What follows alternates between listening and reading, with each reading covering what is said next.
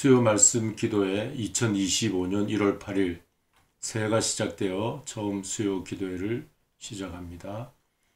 우리가 그동안 공부한 1세기 교회 이야기 사회사적 성경 읽기를 오늘로써 마치도록 하겠습니다. 성경 해석과 삶의 자리 강의를 마치며 이제 성경과 삶의 자리 찌찜 레벤 독일어죠. 그리고 세팅 인 라이프 영어로 우리 삶의 자리가 어떠한가 초대 교인들의 그 성경에서의 삶의 자리, 오늘 현대인들의 그리스도인의 삶의 자리 한번 생각해보는 그런 시간을 가집니다.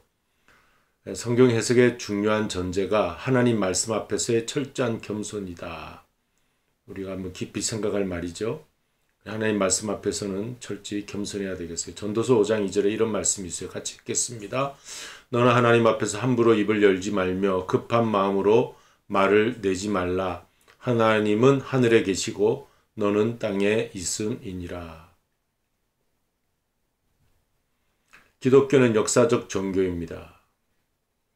그 현실을 떠난 구름 위의 이야기, 이상적인 이야기가 아니라 이 현실, 역사 속에 실제 일어났던 사건을 통해 우리가 신앙을 가지고 있는 것입니다. 예수 그리스도라고 하는 역사적 인물이 그 중심이 됩니다. 그 예수는 역사 속에서의 선포, 하나님 나라 선포죠. 하나님이 통치하신다는 것이. 그리고 행위, 경험 속에서 해석되고 전달되고 수용된 여기 해석, 전달. 예수에 대해서 많은 사람들이 해석했죠. 그리고 그 예수를 만났던 많은 사람들이 간증하며 그 복음을 전했습니다. 그리고 많은 사람들이 받아들였어요. 수용된 이야기에 담긴 바로 그 예수를 우리가 믿는 것입니다. 허무맹랑한 공허한 그런 이야기가 아니라 역사 속에 실제로 사람들을 만나 주셨고 그 만난 사람들이 그분을 어떻게 받아들였으며 그분에 대해서 어떻게 전하였으며 그 전달받은 사람은 또 어떻게 또 이어 받았는지에 대한 이야기, 그 바로 예수를 성경에서는 말씀하고 있고 오늘 교회가 전하였고 오늘 교회 여기까지 그 신앙이 이어져 왔습니다. 그리고 이 이야기는 구약 이스라엘 이야기에서 시작되었고 신약의 교회 이야기로 이어지는 것입니다. 성경의 이야기죠. 우리 예수님은 성경에 담겨져 있는 분입니다. 그래서 우리는 성경을 읽으면서 예수를 만나고자 하는 것입니다. 자, 이스라엘의 경험은 역사 속에서 이루어졌다. 그러므로 그 경험은 사회사의 차원을 띈다. 우리가 공부하는 1세기 교회 이야기가 사회사적 성경 해석이라고 했을 때 왜 우리가 사회적인 이야기를 강조하느냐 하면 이 실제 역사 속에 있었기 때문에 그것을 사회의 학적 눈으로 들여다보아야 하는 것입니다. 성경을 사회학적 눈으로 들여다본다는 뜻이에요. 그래서 사회사적 성경 해석이라. 그러니까 성경 해석에 대한 여러 연구 방법들이 있어 왔는데 이제 최근에 사회학적 성경 해석이라고 하는 방법론이 대두되게 되어서 이런 공부를 지금 하고 있는 것입니다. 신약에서 만나는 교회의 경험 역시 사회적 경험이 반영되는 공간에서 나타난 것이다. 전혀 동떨어진 그런 이야기가 아니라 실제 현실 사회 속에 헬라 지역 속에서 오늘 로마 제국 속에서 실제 상황 속에서 일어났던 복음의 이야기죠. 그래서 우리가 그걸 사회적으로 해석해 본다 해서 사회학적 성경 해석이라 합니다.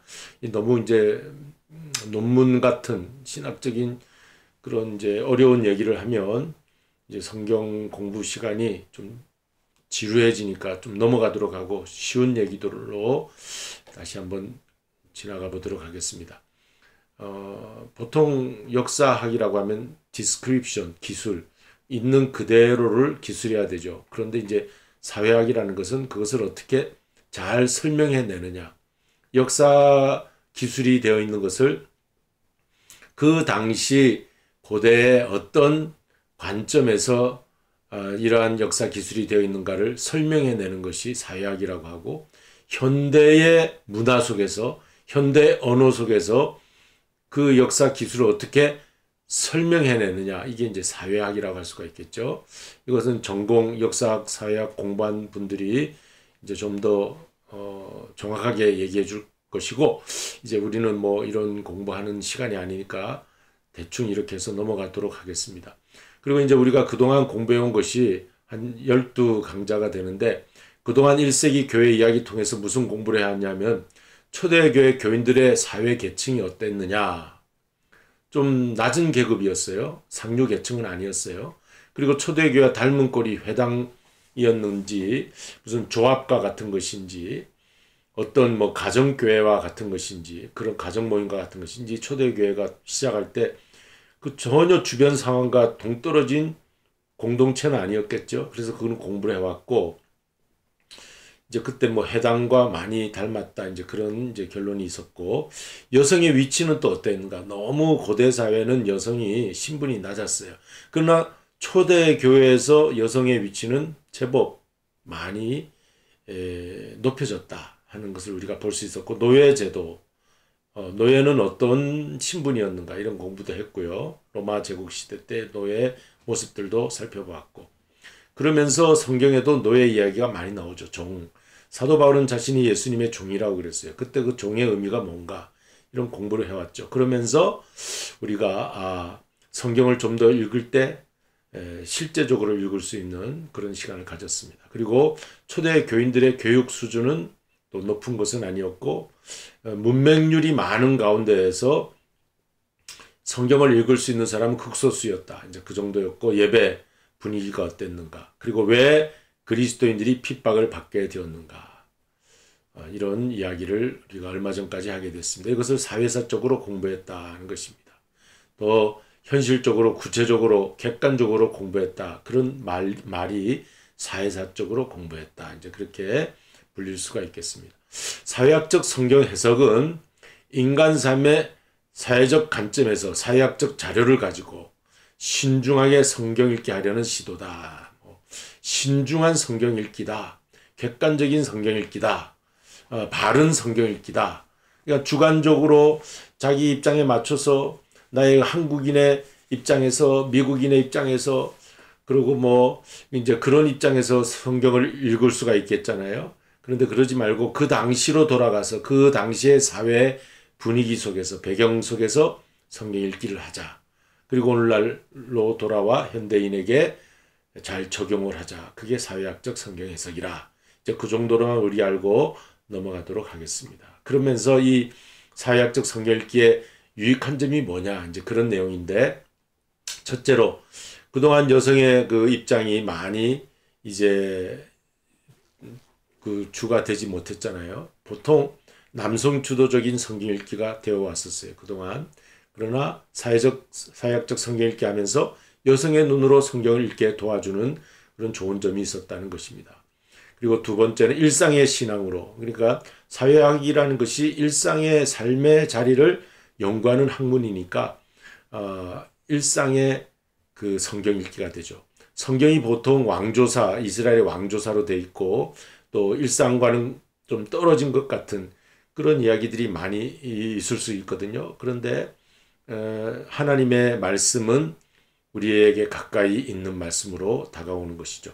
구약의 왕조사나 영웅들의 이야기, 민족의 지도자, 뭐 모세라든지 다윗이라든지 저들만의 이야기인가, 자칫 성경 읽기가 영웅주에 빠질 위험이 있는데, 그러나 그 이야기가 민족을 구원한 위대한 인물이라 할지라도 성경을 자세히 들여다보면 모세가 하나님 만나는 이야기, 다윗이 어떻게 하나님을 개인적으로 만나는지 하는 일상의 개인적 만남을 강조하게 되는데, 사회적 성경 읽기는 이 일상의 개인적인 그들의 하나님과의 만남을 우리가 찾아낼 수 있다는 것이죠.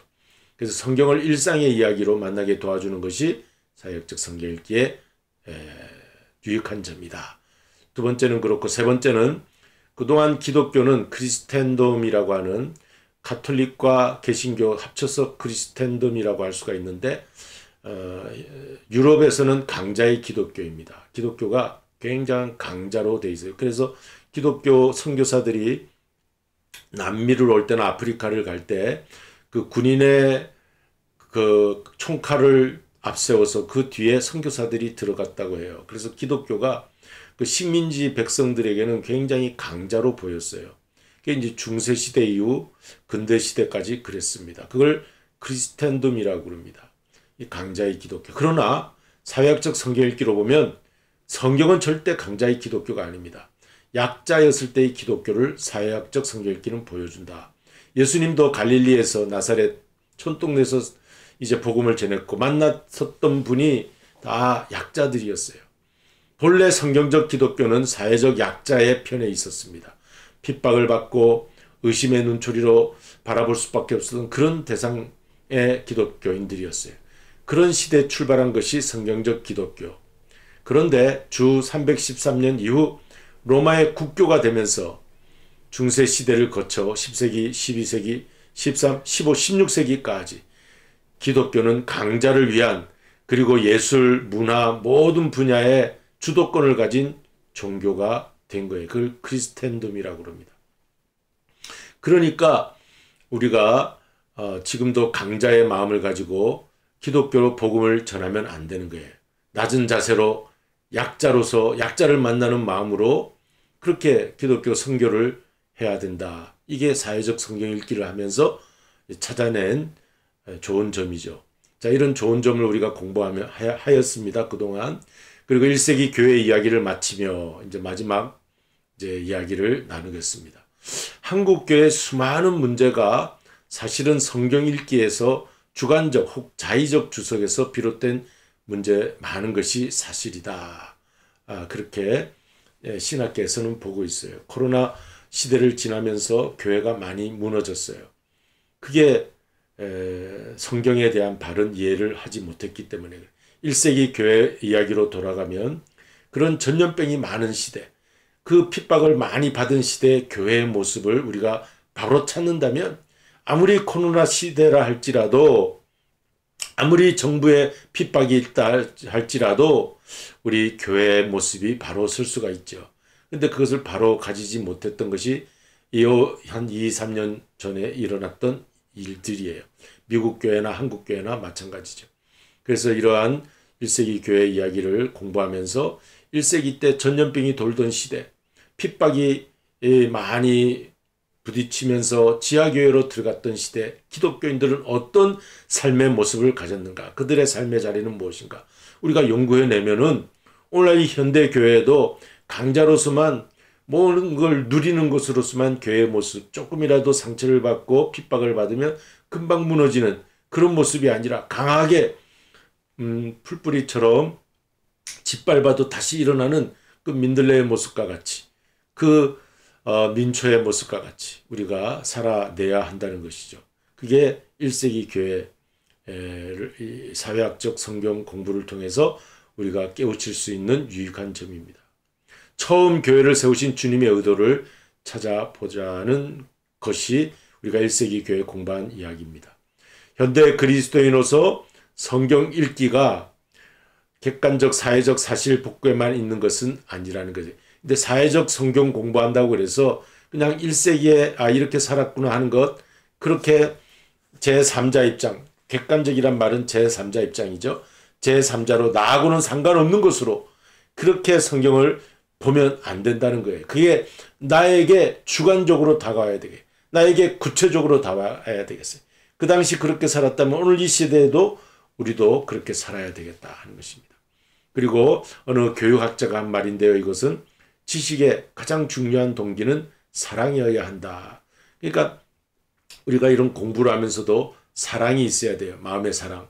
누구에 대한 사랑이냐?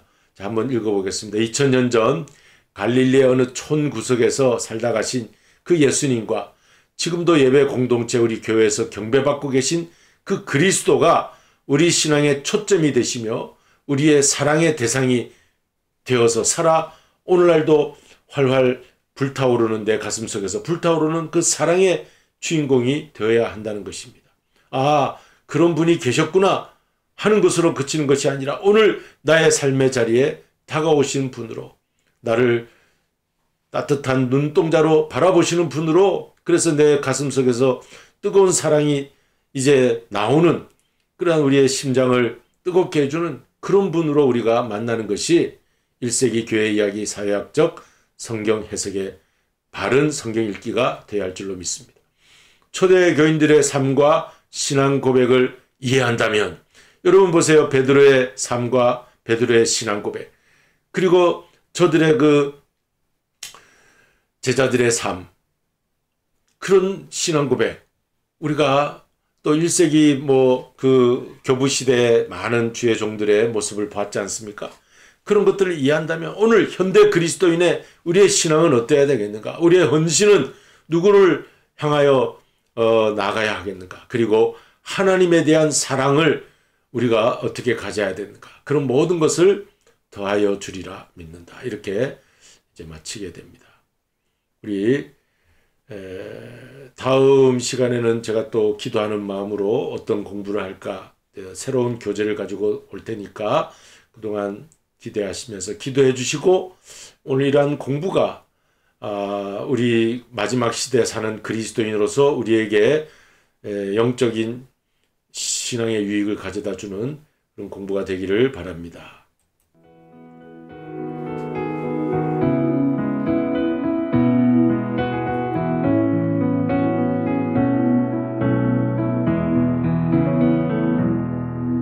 그 선한 힘에 고요히 감사하여 그 놀라운 평화를 누리며 나 그대들과 함께 걸어가네. 나 그대들과 아내를 여네. 지나간 허물 어둠의 날들이 무겁게 내 영혼 짓눌러도 오 주여 우릴 외면치 마시고 약속의 구원을 이루소서. 그 선한 힘이 우릴 감싸시니 믿음으로 일어날 일 기대하네. 주 언제나 우리와 함께 계셔 하루 또 하루가 늘 새로워. 주께서 밝히신 작은 촛불이 어둠을 헤치고 타오르네. 그 빛에 우리 모두 하나 되어 온 누리에 비추게 하소서. 그 선한 힘이 우릴 감싸시니 믿음으로 일어날 일 기대하네. 주 언제나 우리와 함께 계셔 하루 또 하루가 늘 새로워. 이 고요함이 깊이 번져갈 때 저 가슴 벅찬 노래 들리네. 다시 하나가 되게 이끄소서. 당신의 빛이 빛나는 이 밤 그 선한 힘이 우릴 감싸시니 믿음으로 일어날 일 기대하네. 주 언제나 우리와 함께 계셔 하루 또 하루가 늘 새로워.